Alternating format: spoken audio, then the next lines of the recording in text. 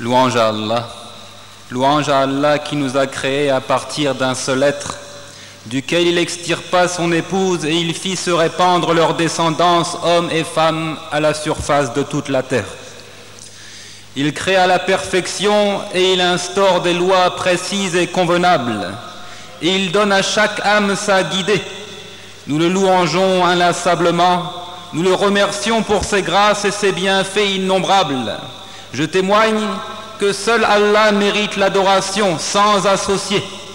Et je témoigne que Mohammed sallallahu alayhi wa sallam est son esclave et le dernier de ses messagers, le meilleur des maris envers ses épouses, qu'Allah prie sur lui, sa famille et ses compagnons et sur tous ceux qui les suivront dans la bienfaisance jusqu'au jour de la résurrection.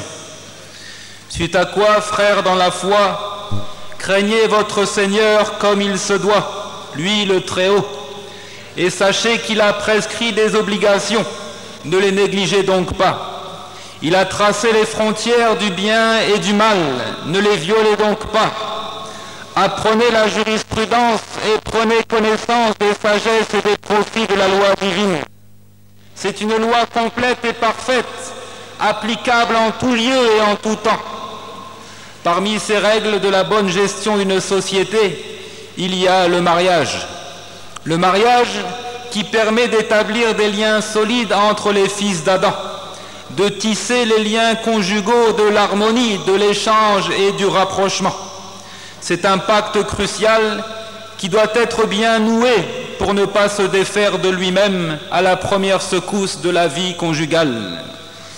Il a des répercussions d'une importance capitale, des implications juridiques telles que l'héritage, la parenté, la dépense et la pension et autres. Et c'est pourquoi le légiférateur, pureté à lui, y a accordé une importance toute particulière et a imposé des conditions et des règles, parmi lesquelles citons que le mariage de la femme doit être noué en présence de son wali, c'est-à-dire le responsable de l'autorité parentale. Ce wali doit être adulte et saint d'esprit. Le prophète sallallahu alayhi wa sallam disait « Il n'y a pas de mariage sans wali ». La femme ne peut donc pas se charger de son mariage et le plus en droit de remplir ce rôle de représentant est celui qui est le plus proche parent de la femme, à l'exemple de son père, de son frère ou de son oncle paternel.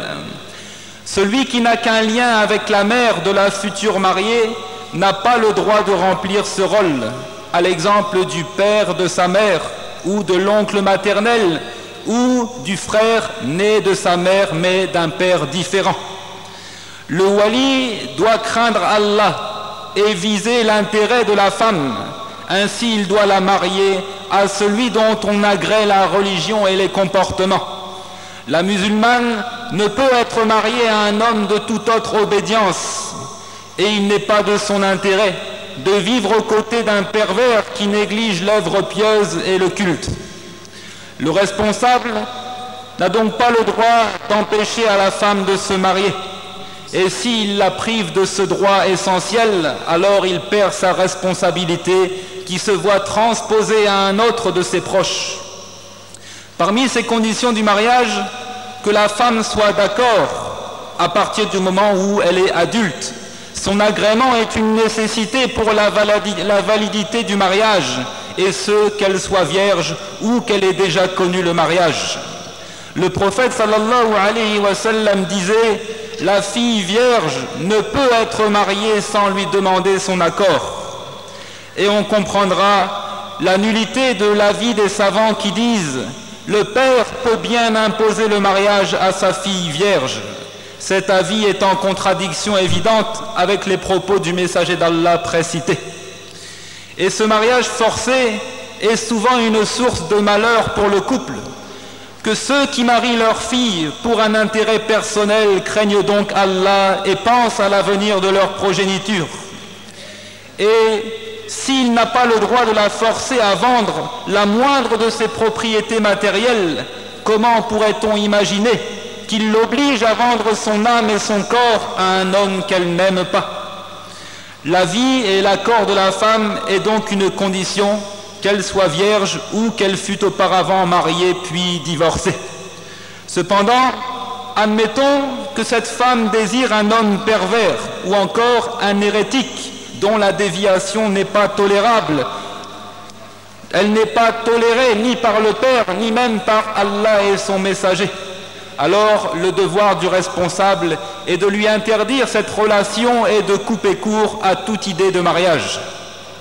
Parmi les conditions du mariage authentique, qu'il n'y ait pas d'empêchement au moment de le nouer.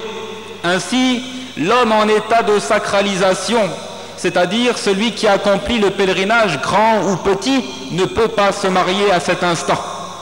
Le mariage d'une femme qui est en période d'attente pour avoir été divorcée par un autre n'est pas valable, et c'est pourquoi il est interdit de demander sa main alors que la période d'attente n'est pas écoulée. Et notre Seigneur, pureté à lui, a également porté de l'importance à la manière de dénouer ce lien. Et il a tracé les règles du divorce, qui est la solution extrême. Ainsi, que l'homme qui a le désir de divorcer fasse preuve de patience, qu'il endure cette situation difficile. Il se peut bien qu'Allah opère une métamorphose et que la haine et la rancœur se transforment en amour et en compassion. Et les cœurs des fils d'Adam sont entre deux doigts, des doigts du tout miséricordieux. Il les fait basculer et se retourner comme bon lui semble. Allah dit, si vous les détestez, alors il se peut que vous détestiez une chose et qu'Allah y ait placé un grand bien. Et si le divorce est inévitable, qu'il soit donc conforme aux prescriptions divines, que l'individu prononce le divorce lors d'une grossesse ou en période de pureté, alors qu'ils n'ont pas eu de rapport charnel. Il n'est pas licite de prononcer le mariage lorsque la femme est en période de menstruation, ni même en état de pureté alors qu'il y a eu un rapport sexuel, jusqu'à ce qu'on s'assure qu'elle ne soit pas enceinte.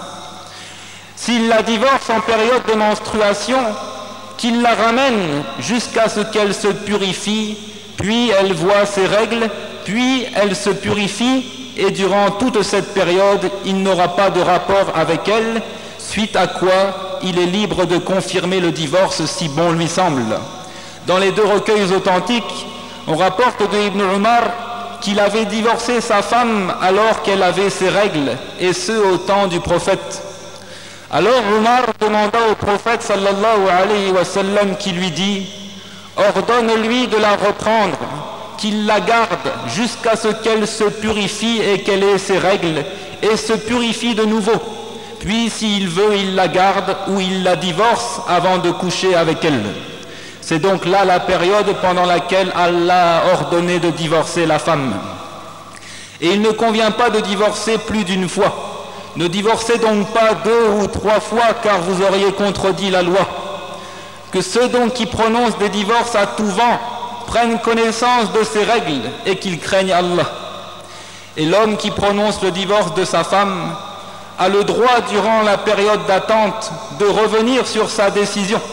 C'est pourquoi la femme doit rester à ses côtés, dans sa maison, et elle doit se faire belle pour lui, et elle n'a pas à se voiler en sa présence, puisqu'elle est toujours considérée comme une de ses épouses, jusqu'à l'écoulement de la période et la décision finale. Allah dit, ô prophète, quand vous répudiez les femmes, répudiez-les conformément à leur période d'attente prescrite, et complétez la période, et craignez Allah votre Seigneur. Ne les faites pas sortir de leur maison, et qu'elles n'en sortent pas, à moins qu'elles n'aient commis une turpitude prouvée. Telles sont les lois d'Allah. Quiconque cependant transgresse les lois d'Allah se fait du tort à lui-même. Tu ne sais pas si d'ici là Allah ne suscitera pas quelque chose de nouveau.